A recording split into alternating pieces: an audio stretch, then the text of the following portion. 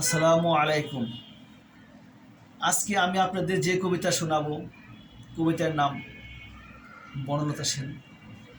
লিখেছেন আমার সোনার বাংলার প্রিয় কবি জীবনানন্দ দাশ। কবিতাটা যদি ভালো লাগে সাবস্ক্রাইব করবেন, শেয়ার করুন, লাইক দিন, কমেন্টস করুন।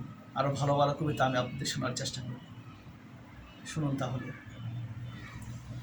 হাজার বছর ধরে আমি পথ হাঁটিতেছি পৃথিবীর পথে, সিংহল সমুদ্র থেকে নিশীথের অন্ধকারে, মালয় সাগরে।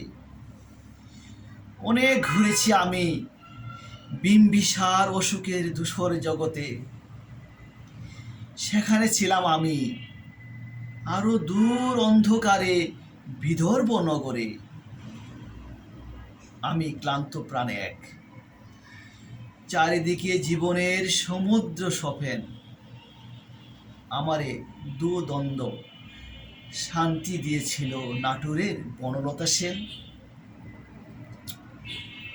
চুল তার কবেকার অন্ধকার বিদিশার নিশা, মুখ তার শ্রাবস্তির কারুকার্য অতিশয় সমুদ্রের পর, হাল ভেঙে যে নাবিক হারিয়েছে দিশা।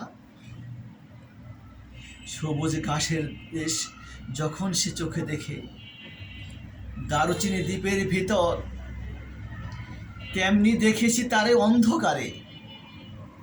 বলেছে সে, এতদিন কোথায় ছিলেন? পাখির নীরের মতো চোখ তুলে নাটোরের বনলতা সেন।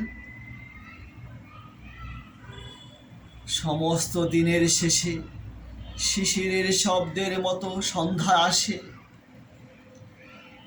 ডানা রোদ্রের গন্ধ মুছে ফেলে চিল। পৃথিবীর সব রং নিভে গেলে পাণ্ডুলিপি করে আয়োজন, তখন গল্পের তোরে ঝোনাকি রঙে ঝিলমিল।